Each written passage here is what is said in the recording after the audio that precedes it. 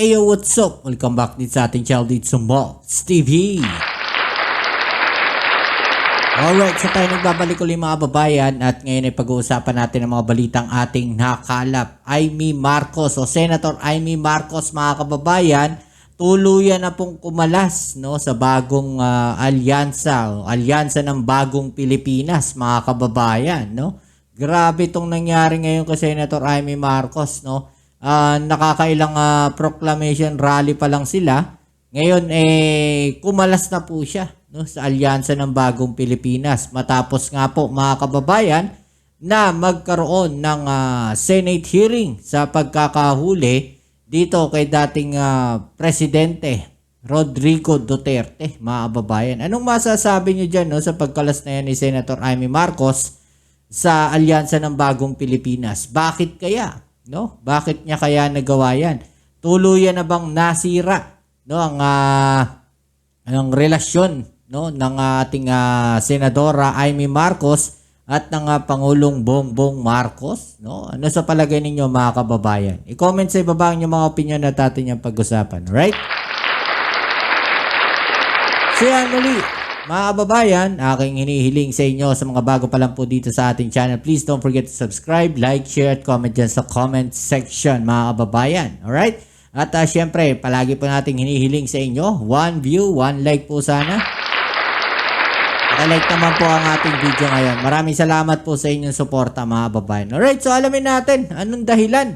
Bakit kumalas etong si Senator Imee Marcos sa alyansa ng bagong Pilipinas? Diba? Pero, pabor ba kayo dun sa ginawang investigasyon ni Senator Imee Marcos? No? Sa investigasyon na ginawa niya sa Senate? No? Mga kababayan, at talaga ng mga binanatan niya, no? Yung mga ahensya ng gobyerno dun. Maging si DOJ Secretary, binira niya rin, pati si Torre. Diba mga kababayan, sinasabi nga natin no, na kahit yun lang ang kanyang mga tinatanong o binibira niya, no, in the end, magkakaroon pa rin niya ng epekto kay Pangulong Bongbong Marcos sa kanyang kapatid. So magre-reflect pa rin yan, no, yung kanyang ginawang investigasyon na yan. Diba si PBBM pa rin yung masisira doon mga kababayan? Sana naisip yan ni Senator Imee Marcos, no, na pagka ginawa niya yung investigasyon na yon, no, si PBBM pa rin mga kababayan, no, ang maaapektuhan doon. Kasi syempre, mga tao niya yan eh. Yan yung nasa kanyang gabinete, di ba? Oh. Syempre, pagka kung ano man yung mga tatanungin niya diyan, kahit walang direct na order kay PBBM, di ba? O dun lang sa mga sabi natin, andun lang sa mga higher ups lang, no, yung utos. Mga kababayan, madadamay pa rin si PBBM. Ang problema niyan, campaign period ngayon. Okay? So, imbis na makahatak siya ng mga botante, ang mangyayari niyan, mga kababayan, baka wala pa siyang makuha ang boto. Yun ang masaklap dyan. No? Alam niyo kung bakit? Ang mangyayari kasi dyan, mga kababayan, no? Kapatid siya ng Pangulong Bongbong Marcos. So, pwedeng sabihin ng mga nasa kabilang parlor, no, na sabi nga ni Panelo, no, balat kayo. Diba? Kinantahan pa siya ni Panelo na balat kayo pala. Diba? So, sira siya. Both side, both ways, masisira si Senator Imee Marcos. Sana hindi na lang niya ginawa yung investigasyon na yun. No? Sa tingin ninyo, iboboto yan ng mga didilis? Hindi yan iboboto ng mga didilis. Hindi yan susuportahan. Maniwala kayo sa akin. Oo, may bumoto man dyan pero hindi ganun karami. Bakit? Kapatid yan ni Pangulong Bongbong Marcos, mga babayan. At saka the same time, no, iisipin nila na nagpapanggap ka lang. No? Kung ganun yung ginawa niya, so pag-iisipan pa siya ng masama niyan. So, imbis na nakakuha siya ng boto, wala. No, hindi siya iboboto ng mga didilis. Ang masaklap mga babayan, yung dito sa mga supporters ni PBBM na dapat susuporta pa sa kanya dahil kapatid nga siya, ate siya ng Pangulong Bongbong Marcos, no? Hindi na rin siya iboboto. dahil nagkaroon siya ng investigasyon sa pagkakahuli kay dating Pangulong Duterte. Diba? So, both ways, ano siya lose-lose situation siya rito. Diba? So, pakinggan natin itong balita na to, mga kababayan. Panoorin natin, okay? Tuluyan ang kumalas sa alyansa para sa bagong Pilipinas ng kasulukuyang administrasyon ang presidential sister at senadora si Amy Marcos at mananatili na lamang siyang independent candidate sa darating pong midterm election. Yan, tuluyan ang kumalas. Diba, mga kababayan? Ang masaklap niyan, independent na po siya ngayon. No? Kagaya ng sinasabi natin, malabo pa sa tinta ng pusit, mga kababayan. Yun ang makalusot siya dahil both side, no, o sa magkabilang parlor, mga kababayan, negative siya. No, negative yung impact na kanyang ginawa. Kahit pa sabihin nating pabor sa mga didilis, no, yung ginawa nga investigasyon na yan sa Senado, pag-iisipan siya ng masama. Di ba? So, hindi rin siya boboto ng mga didilis. Diba? Common sense sana, no? Inamin ng senadora na nadismaya siya sa paraan ng pag-aresto kay dating Pangulong Rodrigo Duterte, kaya siya nagdesisyong kumalas sa partido. Yan, no? Nadismaya siya, mga babayan. Pero kung titignan natin, no, maraming senador, sigurado dyan. No, yung iba nga dyan, baka kasama pa dyan sa alyansa ng Bagong Pilipinas eh. Diba? Nadismaya rin sa pagkakahuli kay FPRRD. Pero wala silang choice. No, kailangan nilang kumapit, no, sa alyansa ng Bagong Pilipinas para makahatak sila ng mga botante. Diba? Yun yung option nila. Yun yung choice nila. Kahit pa sa malabo sa pusit na manalo sila, at least, no, meron silang tsansa na makasukpit pa ng o makasungkit pa ng posisyon o pwesto sa Senado. Dahil nandun sila sa alyansa ng Bagong Pilipinas. Diba? Bit-bit sila ng Pangulong Bongbong Marcos. Kaso ngayon, solo na lang si Senator Amy. Diba? Paano pa siya makakuha ng boto? Diba? Samantala, nagbabala rin ang mambabatas na ibubunyag umano niya sa mga susunod pang araw ang kanya mga natuklasan na ginawa ng administrasyon na anyay salungkat sa kanyang paninindigan. Ayan, ginawa ng administrasyon, no, na salungat sa kanyang paninindigan. So pag sinabi nating administrasyon, mga kababayan, hindi lang naman yung mga nasa babayan. No, pag sinabi nating administrasyon, kabuuan yan. 'Di ba? Kumbaga parang isang organization yan. No, so kasama pa rin si Pangulong Bongbong Marcos diyan. So, ibig ba sabihin, pati si PBBM, babanatan din niya? Yan, malalaman natin. Diba?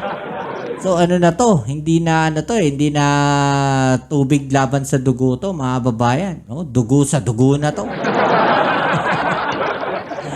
Matinding labanan to, mga babayan. No? Titignan natin kung paano niya bibirahin no, ang ating Pangulong Bongbong Marcos dito, or iiwasan niya ba, no, na madali o mabanatan, no, ang kanyang kapatid na ating Pangulong Bongbong Marcos.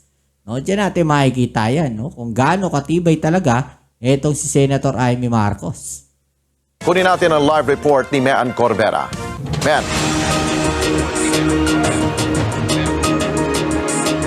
Ali at Alex, tuluyan na ngang nilayasan ni Senator Amy Marcos ang binuong senatorial ticket ng kanyang kapatid na si Pangulong Bongbong Marcos. Grabe, nilayasan, mga babayan. Nilayasan ba, mga babayan, o siya ang tinanggal, no, ng alyansa ng Bagong Pilipinas? Nilayasan ba o siya ang tinanggal? Ano sa palagay ninyo, mga babayan? No? Hindi niya raw masikmura ang ginawang umano'y pang-aabuso ng administrasyon sa pag-aresto kay dating Pangulong Rodrigo Duterte. Okay, so hindi niya masikmura yung pag-aresto kay Pangulong Duterte. No, paano naman kaya yung naging laban ni dating Pangulong Duterte? 'Di ba? Yung kampanya niya sa droga. Nasikmura kaya yun ni Senator Amy Marcos? Nasikmura kaya niya yun o hindi niya nasikmura? No, bakit hindi sila umalma? 'Di ba? doon po sa mga biktima ng EJK na yan. Di ba? So dapat doon din. No, nagkaroon din siya ng investigasyon doon. Oh, bakit parang wala ata? Di ba? Meron ba? Kung meron, paki-comment nga sa baba kung meron, no? Tuluyan ng kumalas si Senator Amy Marcos sa alyansa para sa bagong Pilipinas ng administrasyon. Sa isang statement, sinabi ni Marcos na nadismaya siya sa patuloy na paninindigan ng administrasyon sa ginawang pag-aresto kay dating Pangulong Rodrigo Duterte. Okay, so ito sabi dito mga kababayan, no? Yun na natin, hanapin natin.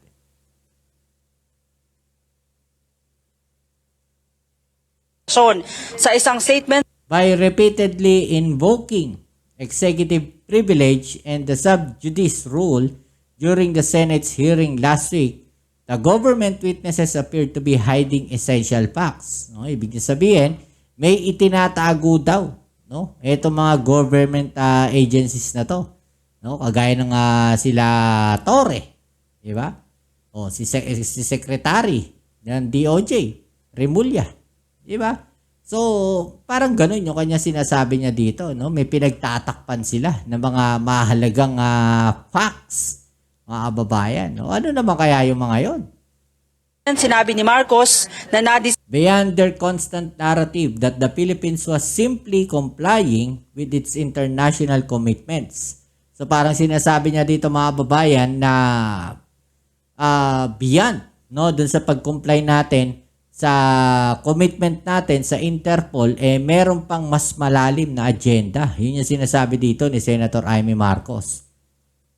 nadismaya siya sa patuloy na paninindigan ng A deliberate effort to obscure the truth only gave rise to ever greater suspicion that the Constitution may have been disregarded and our sovereignty diminished by the arrest of former President Rodrigo Roa Duterte. Alam niyo, sa tingin ko dito mga kababayan, no, parang gusto pang isalba ni Senator Amy Marcos yung pagkakaibigan nila, no, ni VP Sara Duterte. No, na baka naman nasisira na nga rin, no, dahil sa nangyayari na to. Okay? So, pwedeng ganun, mga kababayan. At sa pagsalba na yon, pwedeng i-ano pa siya. Ang tawag dito, i-endorse, no, ni VP Sara. No, doon sa mga supporters po ng mga DD-list. Di ba, mga kababayan? ng administrasyon sa ginawang pag-aresto kay dating Pangulong Rodrigo Duterte. Ang pag-invoke niya ng ehekutibo ng executive privilege at sub judice rule sa pagdinig ng Senate Committee on Foreign Relations ay malinaw na may itinatago ang administrasyon. Lalo lamang itong nagpapalakas sa hinala na maaring nalabag ang konstitusyon at nabawasan ang soberenya ng bansa sa pagdakip sa dating Pangulo. Sabi ng Well, sinabi na nga, no, na sumusunod lang tayo doon sa tawag ng Interpol, mga babae. Yun na explanation ni ni Pangulong Bongbong Marcos eh. So yun din yung siguro yung isa sa kino-question dito ni Senator Amy Marcos. No, so pag kino-question niya yon, no, yung relasyon ng Pilipinas sa Interpol, parang kino-question din niya, no, itong desisyon, no, yung ginawa o pati ang Pangulong Bongbong Marcos, di ba? ng senador, ilalahad niya sa mga susunod na araw ang mga natuklasan niya na ginawa ng administrasyon na aniya salungat sa kanyang paninindigan at prinsipyo. Hindi niya raw magagawang mangampanya at tumungtong sa entablado kasama ang iba pang miyembro ng alyansa na ikinakampanya ng administrasyon. Gaya ng kanyang naunang pahayag, sinabi ni Marcos na magiging independent candidate siya dahil higit sa anumang pakinabang sa politika, dapat manaig ang soberenya ng bansa at pagbibigay ng katarungan sa bawat Pilipino. Sa 11 campaign sorties ng alyansa, 5 beses lang sumama si Marcos, kabilang nasa Iloilo, Pasay, Bacolod, Dumaguete at Camarines Sur. Hindi na siya dumalo sa 2 rally noong nakaraang linggo sa Cavite at Laguna matapos ang pagdinig ng Senado sa isyu ng pagpapaaresto sa dating Pangulo. Yun. Diba? Hindi na siya dumalo ron, mga babayan. Siguro, no, sa naging salita ng ating Pangulong Bongbong Marcos, no, nagkaroon na ng lamat. No, itong dalawa na to, itong magkapatid na to. Pero kung hindi niya ginawa yun, sigurado baka mananalo pa ito si Senator Amy Marcos. 'Di ba? 'Yun ang problema, negative. Hindi natin alam kung mananalo siya o matatalo. 'Di ba? Hindi na rin binanggit ni Pangulong Bongbong Marcos ang pangalan ng kapatid at tinanggal na rin ang kanyang mga posters sa kanilang campaign sorties. Iginagalang naman raw ng alyansa ang desisyon ng senador. Good luck sa kanyang kampanya rin ang mensahe ng kanilang campaign manager na si Navotas Congressman Toby Tiangco. Samantala, kinansela ng alyansa ang dalawang nakatakdang campaign rally ngayong linggo sa Pampanga at Malolos sa Bulacan. Sabi ni Tiangco, wala raw itong kinalaman sa pag-atras ni Marcos. Sa halip, karamihan sa kanilang mga pambato, inimbita para sa pagsisimula ng kampanya ng mga lokal na kandidato. Si Senador Robin Padilla naman, plano nang bumalik sa Pilipinas para tulungan ang mga kapartido. Ako, ayan, babalik na yung idol nyo. Babalik na po ang inyong idol, number 1 senator. Ang number 1 senator ng mga didilis sa walang nagawang batas. Grabe, no? Wala man lang kahit isang batas na ipasa to. Sa buong termino, wala man lang nagawang batas. Tapos nagpunta pa sa dahig. Sa PDP laban sa kanilang pangangampanya. Ano bang magagawa nito ni Senator Robin Padilla? Noong nangampanya nga yan, nakakita ko pakanta-kanta lang. You are wonderful tonight. Nataragis talaga, oh. Ang senador ay nasa Netherlands mula pa noong March 12 para tignan ang sitwasyon ni dating Pangulong Duterte. 2 linggo na siya sa Netherlands, mga babae. 2 linggo na siya doon, ano tawag natin dito? Yung taga-alaga, no, mga babae. Diyos. Senator Robin, dami mong gagawin sa Pilipinas. Bakit nandiyan ka sa Netherlands? Ito rin ang tumulong kay dating Executive Secretary Salvador Miljaldea para madala ito sa ospital matapos siyang mag-collapse. Ayan, no? Naging caregiver na siya doon, mga babae.